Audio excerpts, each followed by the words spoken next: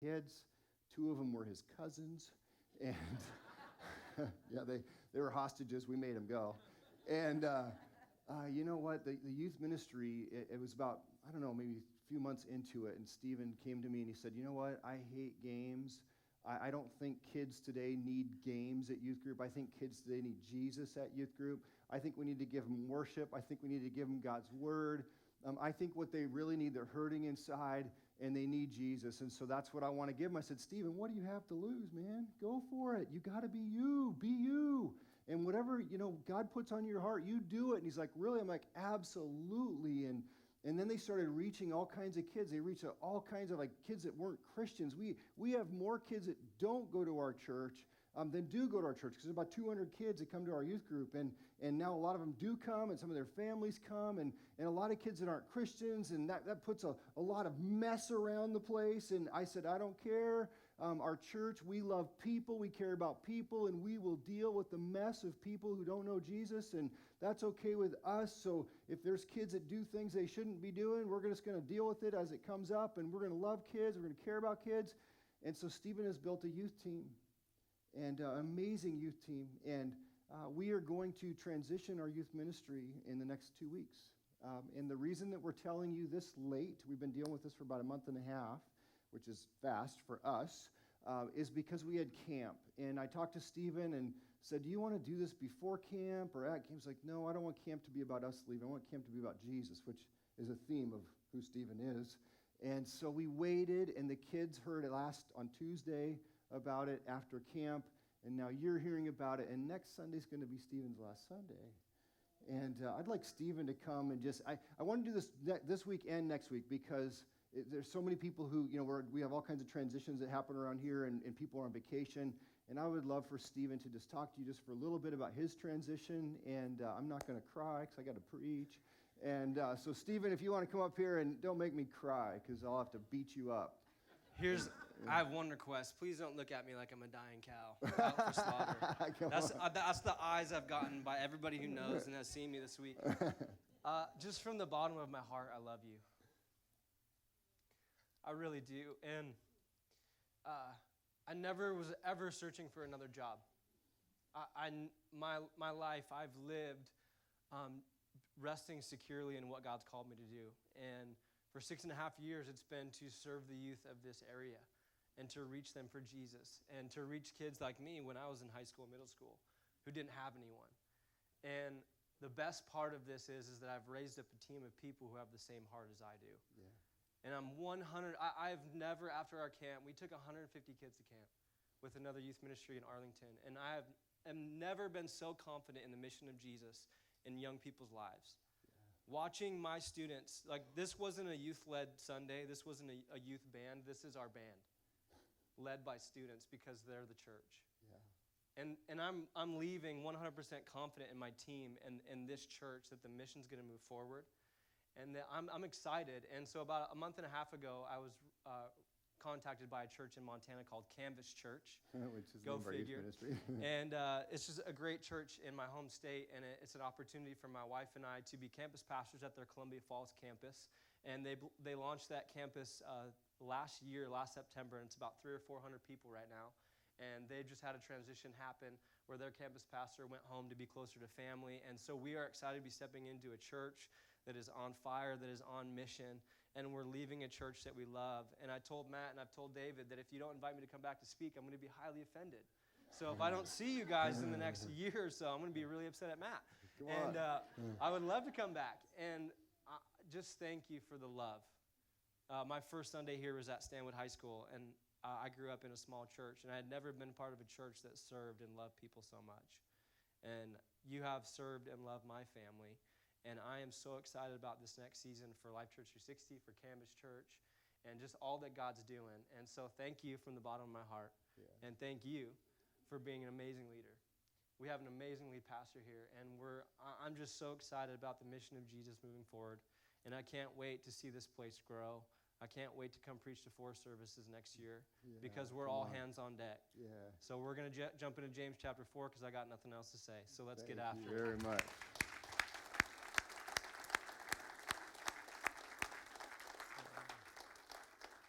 He's leading the junior high talk this morning, so he's leaving right now. He's not just like running. I've been telling our board for the last 2 to 3 years, and the board has even been saying, you know what, it's just a matter of time that Stephen's going to be asked to go lead a campus. We all see the mantle of leadership on his life. And here's what I want you to know. You guys, people go, well, why do leaders move around the church? Here's why. The Church of Jesus has always been on the move. Always. It has never not been on the move because God raises up leaders through other leaders, and then they either have to go somewhere to make room for more leaders, or those leaders they raise up have to go somewhere, and usually it's a combination of both, and that's been going on since the very beginning. The first day of the church, 120 people were in the upper room praying for the Holy Spirit to come. The Holy Spirit came. They went from 120 to 3,000 within a couple of months, 5,000. They all thought it was great. Let's stay in Jerusalem. God said, nuh-uh. We're going to go around the world. So he let persecution happen, and guess what? They scattered. Then they tried to get back together as persecution kind of let up. And God's like going, let me just show you another dude. If you guys aren't going to do it, I got another dude that'll do it. His name is Paul. Paul said, okay, you guys want Jerusalem? Take Jerusalem. I'll take the rest of the world. Paul went around and put all kinds of churches all over the place, like going, we're missing something. We got to get out there. And they went out there. And do you know why you and I are followers of Jesus today? Because the church is on the move. The church is on the move. The cause of Christ is bigger than all of us. In heaven is the goal. The goal is not here. Let's never forget, the goal is not for us all to stay together and sing Kumbaya. The goal, which means come by me, Lord, okay? The goal is that the church reaches the world, which is what we're about. And so we're in this series called All Hands on Deck. And what James is doing here is he's saying, here is how you live your life out in the world out there. And what we're kind of doing as a look for this summer is, what if the church lived this way, and the rest of the world, when they looked at the church, instead of saying they're hypocrites, they would say, wow, there's something about you guys. I mean, wow, you guys manage your life different than anybody I've ever seen. You have more hope, more joy, more peace, and even in hard things, you guys seem to be just, like, it just seems to be okay with you. What is it that you have that I don't have? And we would just go, Jesus. That's the only difference, because life is hard for us too, and so we just have Jesus. And what if we lived our lives differently? And today, James is writing to America. This right here, just like put James chapter 4, 1 through 10, just right above it in your Bible. America. This is right now, today. So James 4, 1 through 10, the verses are going to be on the screen, and I'm reading from the NLT. So here we go. What is causing the quarrels and fights among you? Anybody wonder why you fight in your marriage? James has got it pegged right here, okay? And you fight with people at work? Got it pegged right here, okay? Fight with your neighbors? It's right here, okay. What's causing fights and quarrels among you? Don't they come from the evil desires at war within you? You want what you don't have, so you scheme and kill to get it. You're jealous of what others have, but you can't get it, so you fight and wage war to take it away from them. Yet you don't have what you want because you don't ask God for it. And even when you ask, you don't get it because your motives are all wrong. You want only what will give you pleasure. You adulterers, don't you realize that friendship with the world makes you an enemy of God? I say it again. If you want to be a friend of the world, you make yourself an enemy of God.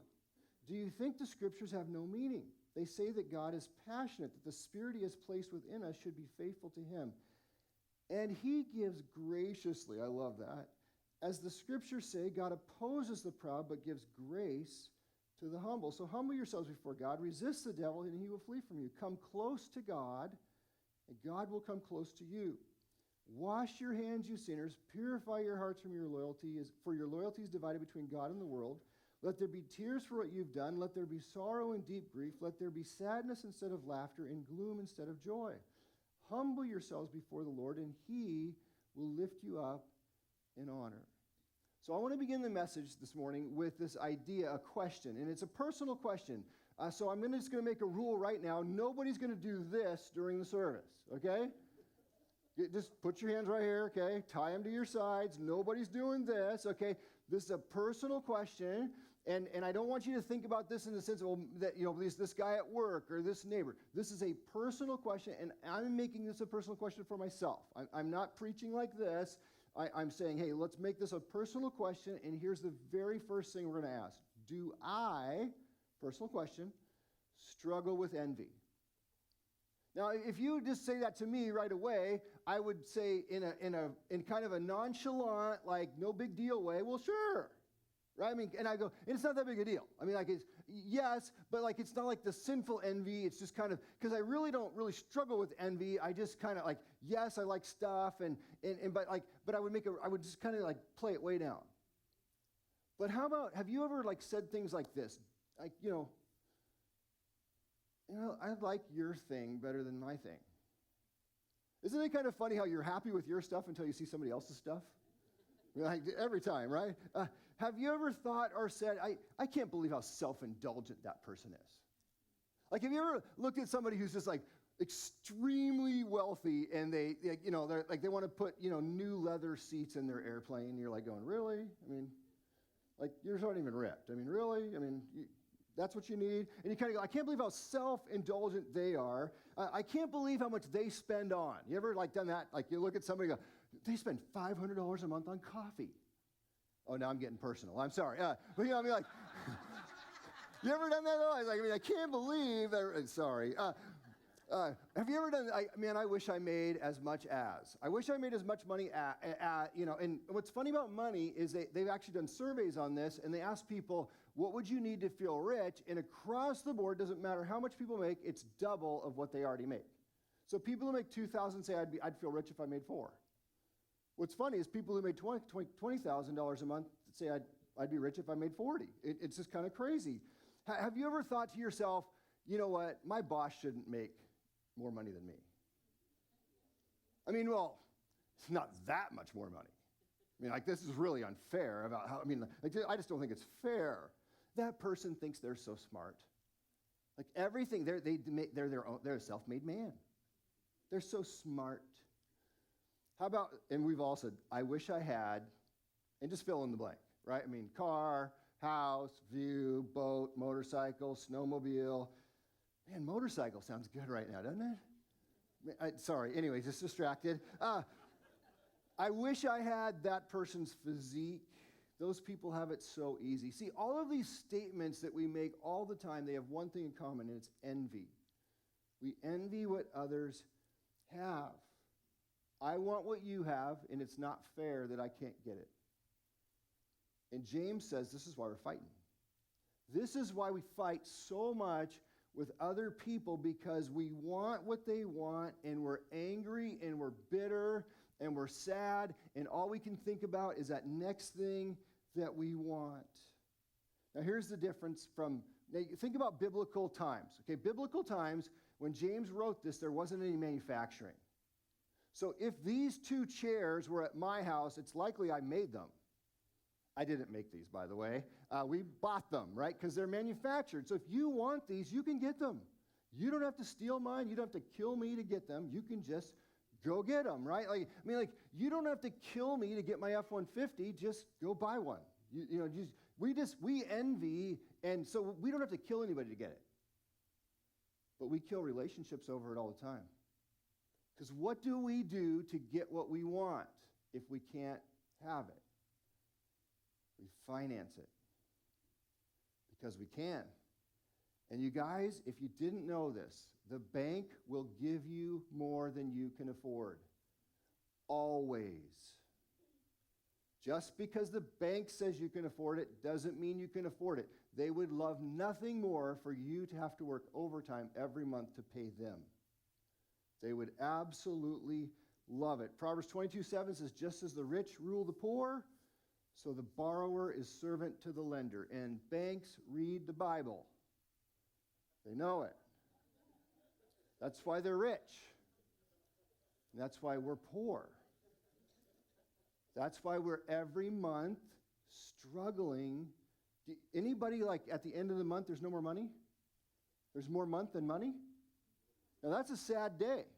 Okay, I lived like this for a while. It's not a fun way to live Because even on the shortest month of the year, let's say you run out of money on the 20th every month, even the shortest month of the year, you got 8 days, right? I mean, 8 days until you can go to get some groceries. 8 days to go into the cupboard going, what do we have? Oh, there's a box of macaroni and cheese. We don't have any butter or milk. We'll just heat it up, baby. We're going to eat it. Because there's 8 days until you can fix the washing machine. Because we can't afford to go get another washing machine. Oh, wait, let's put it on credit. It's an emergency, right? Because most Americans could not fix a $1,000 emergency with cash. Most Americans couldn't do it today. Isn't that sad? 8 days feeling agitated. 8 days of telling God, I will never do this again. Anybody do that? Just get me out of this, God, and I will never do it again, I promise. 8 days, no romance. Enough said. Right? 8 days. Because we're out of money. You know the number one reason for divorce in America? Money. Most couples cannot get on the same page about money. See, because in a relationship, you usually have one saver, one spender. One likes to save, one likes to spend. In our relationship, it used to be Tina was the saver and I was the spender. Now we're both spenders. I've converted her. Hallelujah. She's had an enlightening, okay? But here's the problem. She wants to spend on the house. I want to spend on the boat.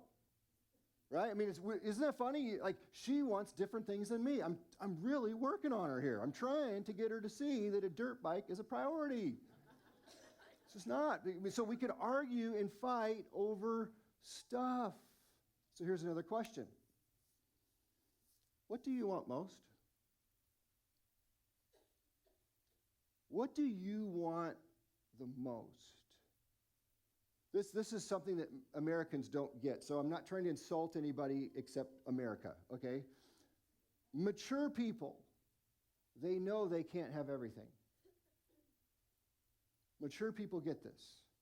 We can't have in fact, we value that in most areas of our life, right? I really want a wife who doesn't just go off of a whim and do anything she feels at any time she feels it. Anybody want their husband to just like go, man, I have a desire, I'm going to go fulfill it? No, you actually value that restraint, that they just wouldn't go run off. You don't want kids that just go, well, you know, it'd be a lot more fun to skip math today and go down to the store with my friends than to do math, because math isn't very fun. We value that our kids would go, that's good restraint, honey. You stayed in school. You got better grades. You actually have more choices now for college. It's a really good idea. We value this stuff, but when it comes to something personal, we always want to fulfill what we want. Now, here's a way to look at this. It's in your notes. We say no to things we desire so we can say yes to things we desire even more. See, there are things that we desire, and they're not wrong, they're not sinful, they're not bad. There's nothing wrong or sinful about a KTM dirt bike. It's a glorious thing. It's glorious. Everybody say to Tina, it's glorious. Okay? Glorious. Nothing wrong. But I can say no today because I want to say yes to something I want even more. Does that make sense? Another way of saying this is we say no to things that we love so we can say yes to things we love even more. We do this with unhealthy foods. We'll say, hey, listen, you know what? I could have 3 donuts. It's not a good idea if you didn't know that. Okay, there you go. Even one is not the best idea. And so we'll say no because that's not, I want to say yes to a better physique. I want to say yes to better heart, better blood, better muscle tone. You know what I mean? I'm saying no here so I can say yes over here.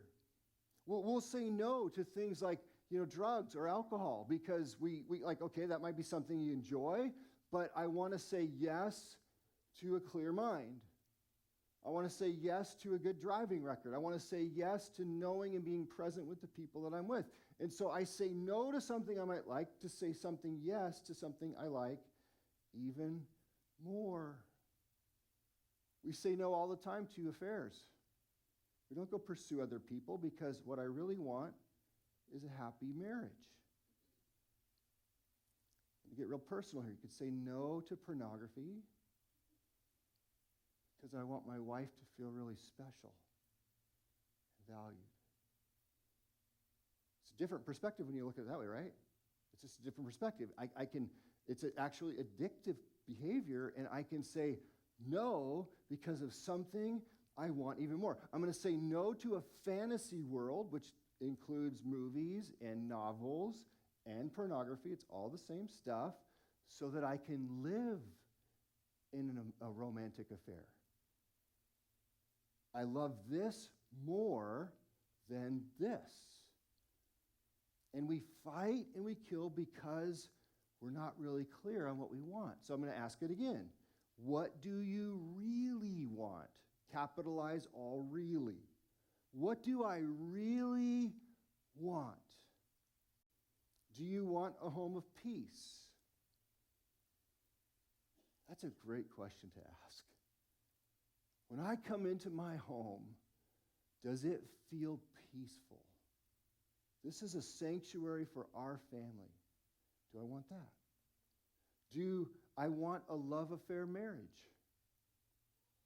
where I'm texting her while I'm at work? I can't wait to see you tonight. It's not some fantasy world, it's the real world. You're my girl. You're my man. She texts back. See you tonight. That's a whole lot better than a fake world. Do you want that? Do you want a healthy body, a healthy mind, a healthy spirit? Do you want kids you enjoy being with? A lot of laughter out there. You guys, I have 22, 20, and 17. I love being with those people. In fact, their teen years have been their funnest years. Most challenging, but the funnest. Because we're having this dialogue. They're really good people. I really enjoy, and you can do that. But you've got to say no to some things to say yes to this over here. There's things as parents we're going to have to do and be a part of all their life that we're going to say no to so that later we can say yes to something we really, really want. Do you want more stress in your life or less stress in your life? See, here's the deal. We finance it, and then we fight over it. We finance it, and then we fret over it. We finance it, and it's so much stress that we literally are working overtime to pay it. We can't even use it. A lot of us are going to work in a really fancy car, and it's dark when we leave, and it's dark when we come home, and nobody cares about the thing in the parking lot anyway. It just isn't worth it. I'm comfortable driving there, and I'm comfortable driving home, but that's all I do with it. And you got to ask yourself, is this really worth it? Now, I'm on the other side. I've been following the Dave Ramsey principles, which, by the way, Financial Peace University is going to start next month. And if you want some peace in your life, take Dave Ramsey's Financial Peace. We've done it, and it's phenomenal, okay? We're on the other side now. We pay cash for everything. We're out of debt. The only debt we have is our home. And now I'm literally at a place where it's like, if I buy that, I have to take care of it. I can actually buy a lot of things that I like, but it's like, Tina's like going, look, really, you're going to get a KTM dirt bike? It will break down. And you're going to have to fix it. Just like the boat or the snowmobile. If you buy it, you got to take care of it. And sometimes we got to ask ourselves, is this going to bring me stress or is this going to bring me freedom? And I'm not saying that anything's bad. Not at all. I have stuff. I like stuff. But the reality is my stuff takes my time.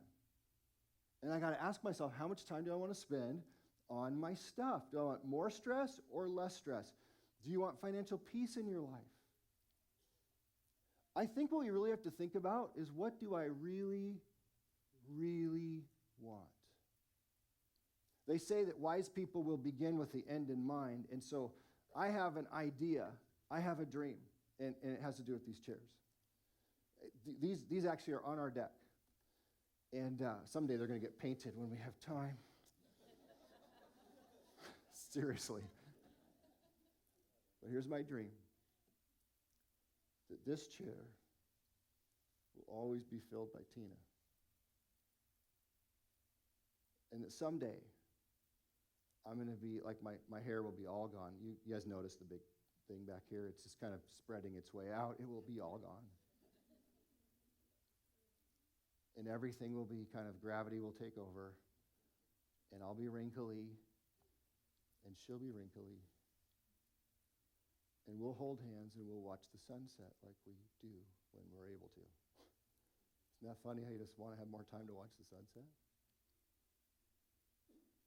And it's going to be a holiday weekend, or maybe it's the 4th of July, and we're sitting out there on our deck, and I reach over and I shake my way into a kiss. That's how you do it when you get older. I'm kind of getting there already. It's just the pain. And as I tell her, "You're the best decision I ever made," our kids will drive in the driveway. And we had kids earlier, so our grandkids will follow. And we'll spend the weekend together. And every holiday, they won't have to go to 3 different homes to see their parents, or 4. They could just come home. And that every night, as we get up out of our chairs, we go to the same bedroom because we still like each other. And we love each other. And we have peace. My dad and mom, they just moved to Arizona 3 years ago, just moved. Tina and I finally got down there this last winter. It's glorious. We're going back this winter. And my mom and dad moved down there because the taxes are way less. It's way more affordable for them to live. And before they moved, they had a barbecue for the family. And it was really interesting because everybody was there. You know how hard it is to get everybody together? I mean everybody. My sister, my older sister, I'm in the middle, my brother, my younger brother, all of our kids, okay, which is their grandkids, and all of their great-grandkids. And they're all playing in the pool, and we had this big barbecue, and my dad has, got his apron on, he's flipping burgers and doing all this stuff, and we get done with the whole thing, and there my dad is, he's cleaning up, and I thought, man, my dad shouldn't be cleaning up by himself, and so I started cleaning up with my dad, but my dad was crying. I said, "Dad, are you okay?" And he looked up and he said, "This is the best day of my life." I said, "What?" He goes, "You're all here. And we all like each other." Sometimes you got to begin with the end in mind. What is it do I really want? Because we will make decisions. In fact, this is going to be the third point of the message, and here it is. If we make decisions based on short-term pleasure, we will almost always sabotage our long-term dreams. If we make decisions on short-term pleasure, write that down, highlight it, okay? We will almost always sabotage our long-term dreams.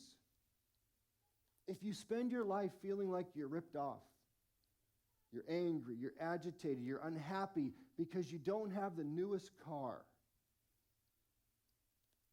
the best house, that posh vacation you've always dreamed of and you deserve. Trust me, you don't want to spend 18% on a Hawaii trip. It will not be worth it. It will only be fun for 10 days, and it will be agony for the years you have to pay for it after that. Nobody deserves that kind of a mess. We kill our relationships because we're spending our life fighting for more things rather than building a life we really want. So James, what he does here is he clearly illustrates the negative spiral of a downward relationship. Anybody want to know how to turn this thing around? Okay, if you're ever in trouble, if it's going like this, okay, going down the drain, how do you turn around? This could be work, this could be with a family friend, this could be with a sibling, this could be with a parent, this could be with a neighbor, this could be with your spouse. If it's going like this, James says, here's how you turn it around. James 4, 6 or 10. First of all, if you've had a problem, you go to God, and he gives grace. If you're ever thinking God doesn't want to forgive you, that you've done this before, I've done that, God, I've done this so many times. Just God gives grace generously. Okay, we got that one, okay. As the scriptures say, God opposes the proud. What does he oppose? So God's literally against pride. I don't want to be against God. You lose every time, okay? But he gives grace to the... So humble yourselves before God, resist the devil, and he will flee from you. Come close to God, and God will come close to you. You ever feel like you're far away from God? It's funny, we get close to God, and it's like, okay, everything's good, now we're awesome, let's go, God, and we start running. And we're just moving so fast, and we're doing so many different things, we're getting so many different stuff, and then all of a sudden we look up, it's like, where's God? We just got lost somehow. Close to God, God come close to you. Wash your hands, you sinners, purify your hearts, for your loyalty is divided between God and the world. Let there be tears for what you have done. Let there be sorrow and deep grief. Let there be sadness instead of laughter and gloom instead of joy. If you have a kid that keeps borrowing money from you, here's the answer. Let there be sorrow. Let there be tears. They will never forget. If you bail them out, you'll bail them out again. Let there be sorrow. Let them feel the pain. Keep your money in your account. You're going to need it for something later. Nobody liked that one. Interesting. Okay. Guys, seriously, we always want to fix everybody's pain right away. God actually says, let there be sorrow. Even for me. Let it cry. Okay? Let there be sadness instead of laughter and gloom instead of joy. Humble yourselves before the Lord, and he will lift you up in honor. It's our arrogance that gets us in trouble. Tina and I, twice in our marriage, have had to get out of this whole debt thing. The first time was because we financed everything. Boats, cars, you name it, we financed it, and it just took a long time to get out. The second time was because of an investment that went bad in 2008, and we were stuck holding the bag, had to sell everything that we had, lost everything except for our credit, and then we had to pay back about $30,000 in miscellaneous debt. It took 5 years. It was very, very hard. We cried a lot. God let us cry. It's okay. We recognize don't put all your eggs in one basket. It will hurt you if the basket falls out from underneath you. Good lesson. Okay, they call it stupid tax. I've paid it a couple of times. It's not very fun. But humility. We drove this little black Mazda Protege. I'm a car guy. This thing had a dent on every panel. It was a turd on wheels. All right? It was absolutely humiliating for me to drive. Our 3 girls, they were younger and they're skinny and they barely fit across the back of it. Seriously, I'm like, they were jammed in there. Like, there was no more she's touching me. We're all touching each other, okay? That's this car. That's the way it is. Live with it, okay? And we drove this thing, and we had this Suburban that we just flat out wore out, man. I mean, we were let me tell you how humble this thing was. Okay, I wanted the new iPhone. Remember when the iPhone came out? I'm talking the first one, okay? My youth pastor had an iPhone. Yeah, I didn't have one. And so I was saving. Now, here's how bad it was, okay? I was saving because the carrier we had required a $100 down payment to get the phone, $100. I saved for 3 months for $100. And the only reason I got it was because my birthday was in March and there was $50 in one of the cards, okay? So I had 50 and I had the 100. And so Jaylee, she's 13 years old. She's my oldest. and we go to the iPhone store. Okay, so we're at the iPhone store, and we're standing there, and the guy brings out the iPhone box, and I'm like, oh, it's so great. That is so sexy. It's so wonderful. I want that iPhone. And I have my 100 in my pocket, and Jaylee says to the guy, she's 13, she goes, my dad's been saving this for so long.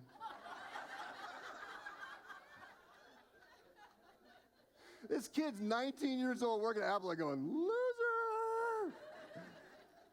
Do you have a bus pass, honey? This is so bad. And so I didn't say anything, and we're walking out of the store, and I did not want to correct my daughter. I'm humble. Humility's the way out, okay?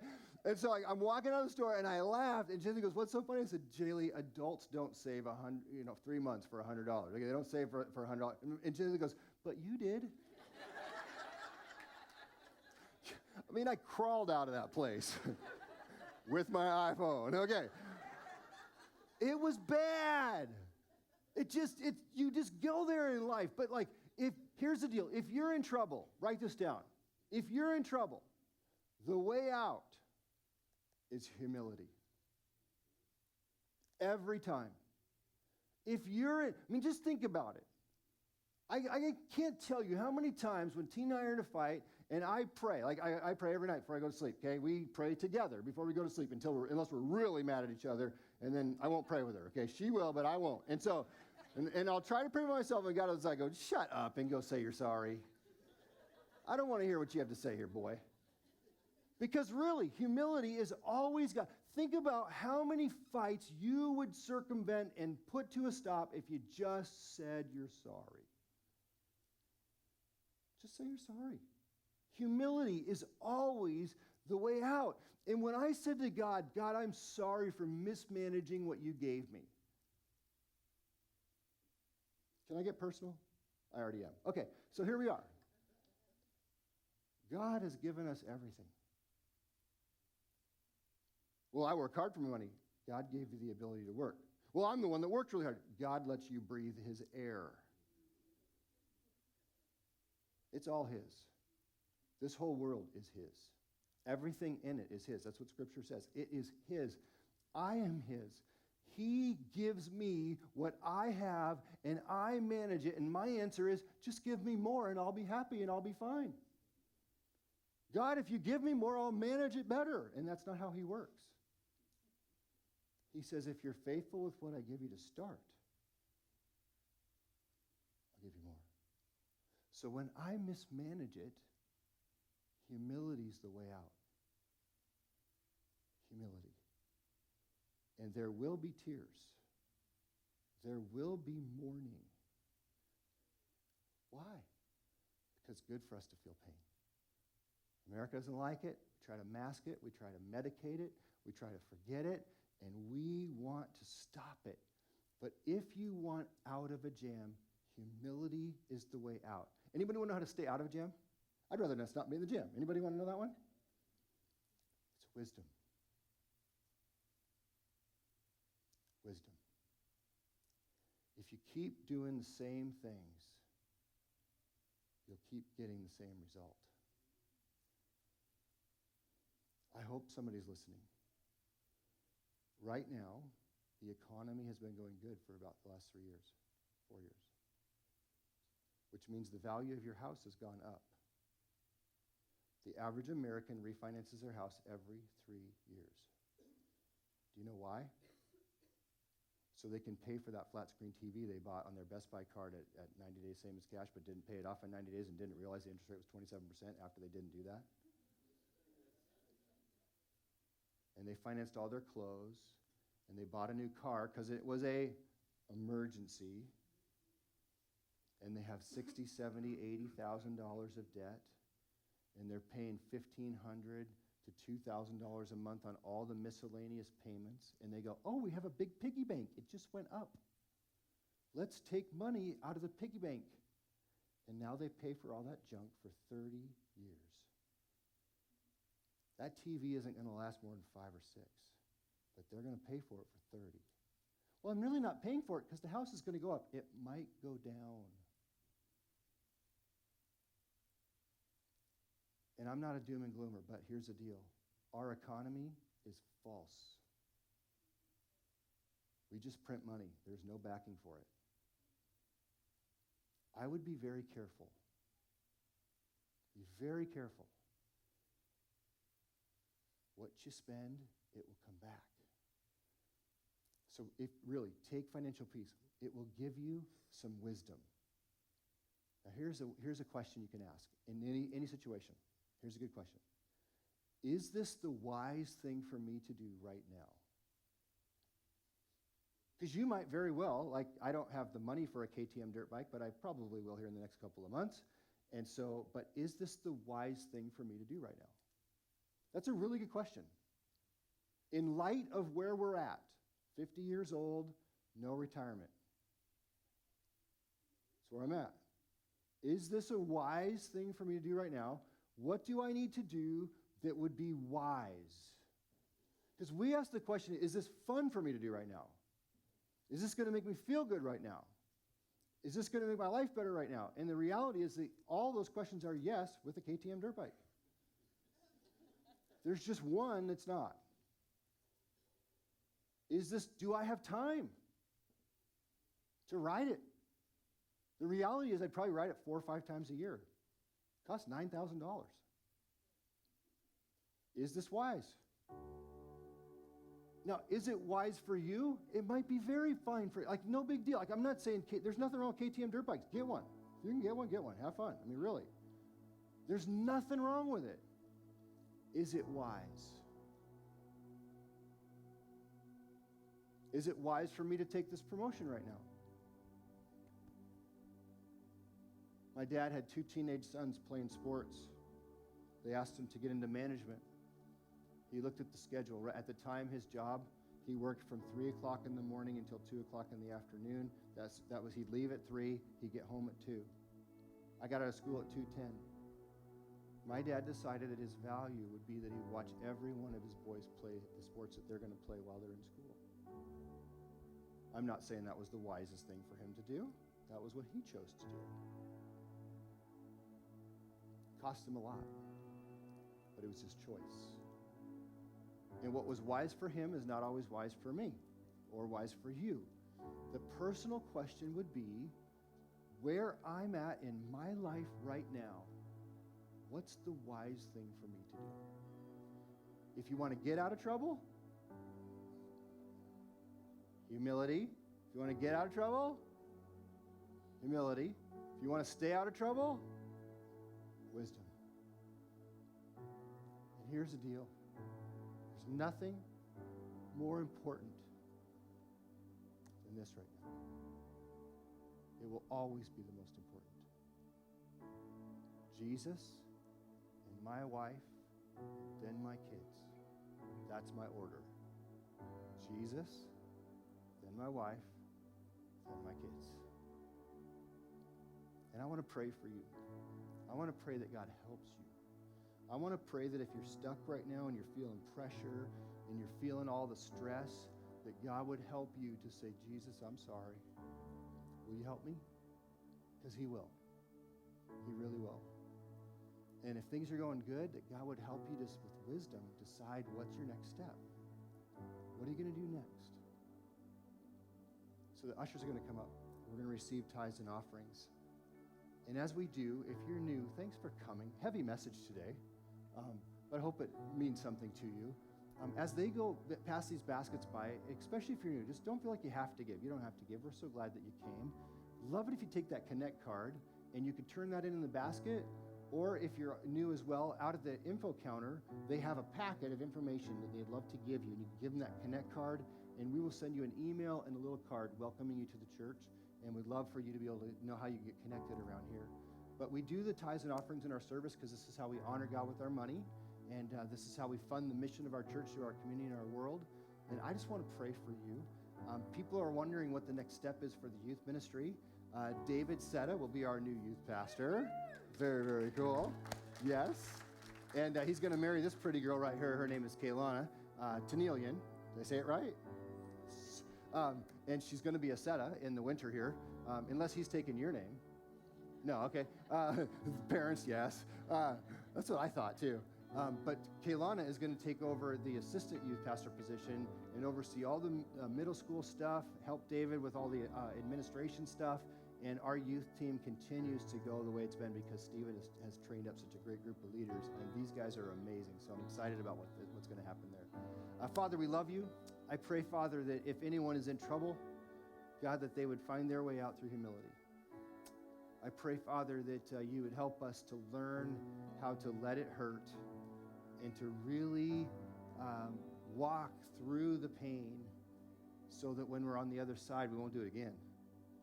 And so that we would learn as much as we can learn and have wisdom so we can stay out of trouble. God, give us wisdom. We love you. We need you. And I pray you'd help us keep the most important things. In Jesus' name. Amen. God bless you guys. Have a great week.